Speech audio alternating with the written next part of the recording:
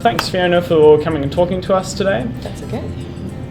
First up, how would you summarise your job in a few words? I teach English at the University of Auckland English Language Academy, and I do a little bit of general English teaching as well, which means just people who want to live here or travel around a bit.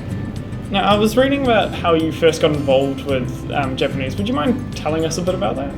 A couple of Japanese girls came to my primary school, and my mother is a piano teacher, so they started taking lessons from her.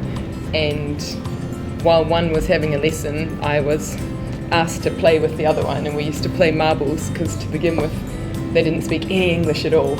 I went to their house a few times and I was quite intrigued by the little differences, like just taking off your shoes at the door and different things in the house and that kind of thing. So then when I went to high school at Burnside High School in Christchurch, I decided to take Japanese. I just always enjoyed Japanese, and so I kept going every year. Do you think that people who speak it have a certain X factor about them that other people who perhaps don't speak other languages do? Just knowing any language, but especially now Asian languages, because of the way that the world's going and we're in the Asia Pacific region, it's sort of gives you an understanding of another culture. I think language and culture are always sort of completely intertwined.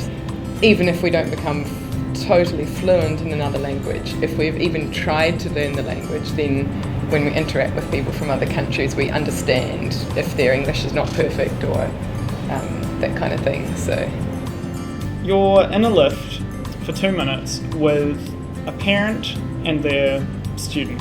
Now, the course supervisor is telling her that she should drop Japanese in favour of a core subject like English, maths or science. What do you say to that student? I would say keep the Japanese. It certainly ended up giving me lots of opportunities that I never thought that it would. I mean, living in Japan was just great, and that came because of studying the language. They were possibly 2 of the best years of my life. I just remember every single day was fun. I loved it. And I also worked on a Japanese movie when I first came back to New Zealand. My mother found an ad in a newspaper for a Japanese movie that was being filmed in New Zealand. So I was sort of a driver/translator, but I drove around these really famous Japanese actors, kind of like the Angelina and Brad of Japan.